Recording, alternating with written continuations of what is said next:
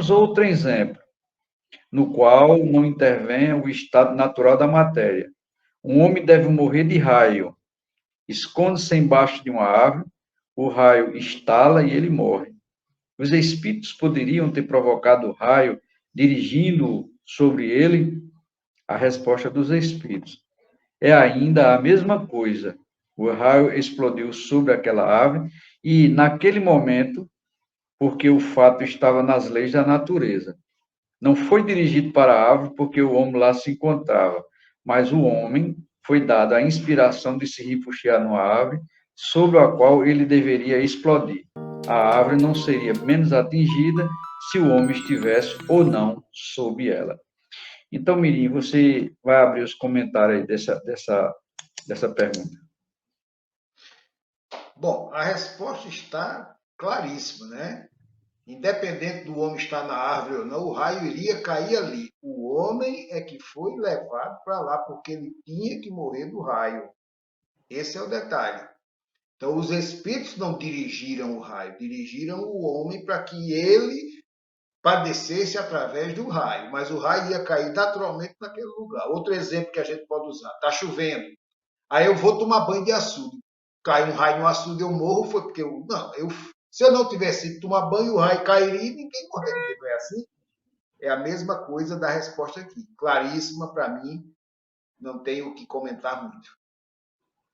Djalma.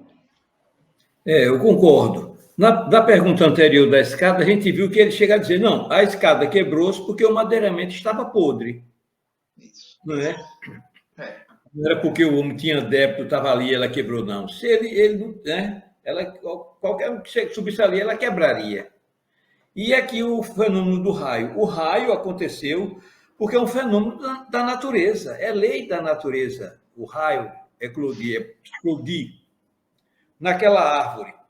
O homem foi levado para lá, mas o raio, independentemente, né, com um homem ou sem um homem, cairia ali, porque é um procedimento normal da natureza. Eu entendi assim também. Isso poderia acontecer, o gado, por exemplo, pastando, vai para debaixo de uma árvore se proteger e morre, como aconteceu aqui já várias vezes.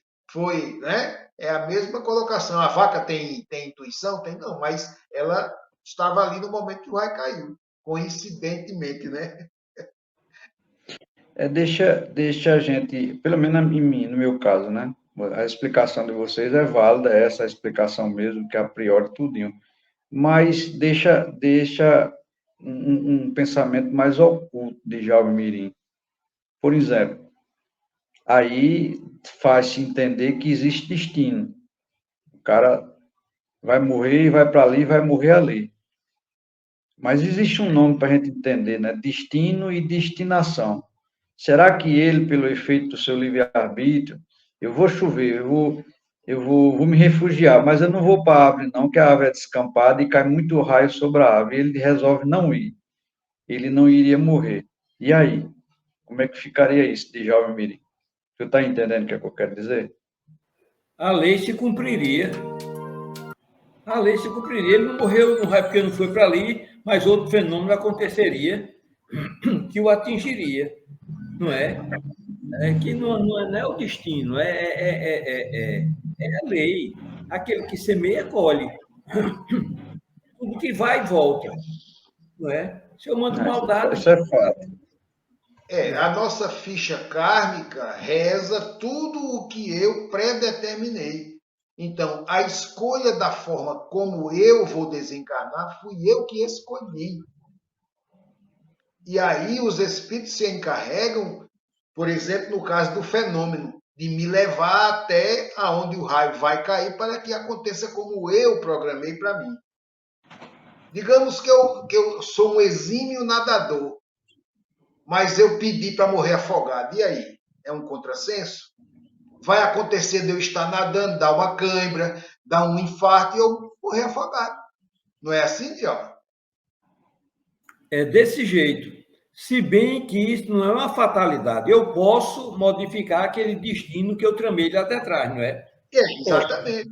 Posso. Tramei o destino com os erros que eu havia cometido lá de trás. Então, eu, analisando as fichas, as coisas que eu havia feito lá de trás, aí você pode morrer aqui de um raio afogado. Assim, então, eu prefiro morrer afogado. Realmente, que eu fiz tanta maldade, afoguei, fiz isso, que eu sofra as consequências do afogamento. Me Então, corrija. eu vou encarnar e praticar o bem. Me arrepender profundamente do meu gesto e trabalhar sempre em benefício do outro. Aquela fatalidade, aquele destino, ele pode ser modificado. Nós já vimos aqui o caso bíblico de Natã, né? Natã tinha uma cidade de Nínive. Nínive, ela tinha um presságio sobre Nínive, tinha uma sentença sobre Nínive, uma predeterminação sobre Nínive, que Nínive ia ser destruída. Horrores iam acontecer com a população de Nínive. Mas Natã, sabendo disso, vai para lá e aconselha o rei de Nínive, que estava fadado a acontecer fatos terríveis sobre Nínive, que a população se arrependesse, que a população modificasse aquela conduta que eles vinham. E o rei chama a população, se convence a população, se entendeu aquilo e agiram com tamanha de forma para anular o acontecimento que não aconteceu. Exatamente. Né? Então, não é uma fatalidade, não é uma coisa tem que acontecer.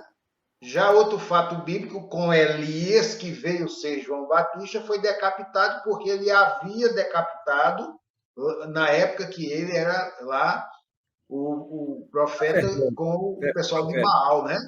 Perfeito. Não é? Não tem isso? Ele foi decapitado. Então, são situações e situações. Esse destino, essa ficha kármica que a gente faz antes de vir, eu posso melhorar ela ou posso piorar.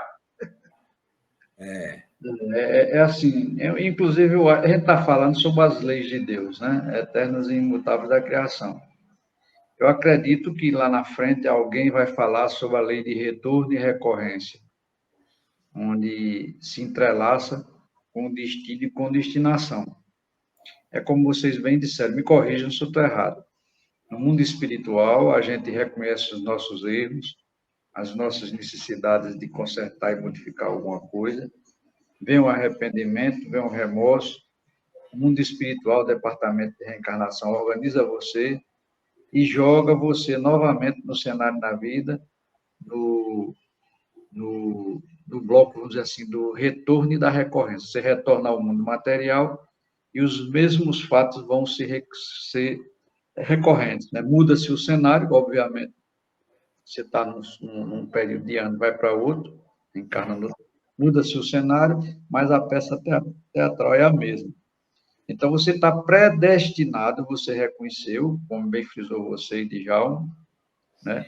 Você escolhe o seu gênero de morte, eu tenho que passar por isso, porque eu tenho que resgatar. Mas, quando chega aqui, né, a gente começa a fazer coisas boas, começa a ponderar nas suas decisões, no seu comportamento, nas suas atitudes, e aquela destinação que você tem escolhido, ela possivelmente vai se modificar. E como o Djalma bem falou, não existe a fatalidade, né, Djalma? Fatalidade é só a morte que é fatalidade, né? Aí tem um detalhe, lembrar que eu vou passar pela dor proporcional ao que causei. Não pode ser necessariamente da mesma forma.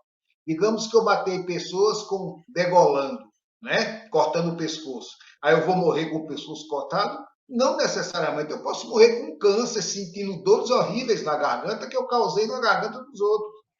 Seria mais ou menos isso, né? A dor que eu causei, eu vou passar por ela proporcionalmente, não necessariamente da mesma forma. O caso que eu citei de Elias é porque está lá na Bíblia daquela forma para que a gente entenda. Mas não, ele poderia não ter morrido decapitado, não é, Djalma? Ele poderia ter morrido de outra forma, enforcado, ou sei lá. Mas é justamente isso, é o resgate da dívida que nós deixamos, que é aqui onde a gente faz esse reparo. E essa melhora, esse amor, né, que a gente dedica, ele cobre uma multidão de pecados. Desse jeito. Há um fato bíblico que me lembrei agora, me fugiu o nome do personagem bíblico. Tinha uma sentença sobre ele. Esse rei cometeu um crime, ninguém sabia. Mas o profeta vai e diz a ele: assim como mataste fulano, num local em que mataste fulano, os cães lamberão o teu sangue. E o fato se cumpriu. O fato se cumpriu, não é? Porque é aquela vibração em que ele permanecia, de ódio, de malquerença, né? Se ele se modificasse interiormente, o seu destino seria outro, já que essa lei de ação e reação ela está presente na vida, né? É uma lei que regula a vida, é lei, né? É lei. Então, todos nós, mas a lei maior é a lei do amor. O amor cobre a multidão dos pecados. Se você amar, se você se arrepender do mal feito, né? Porque nós só erramos por ignorância, por falta de informação. A falta de informação, não é isso?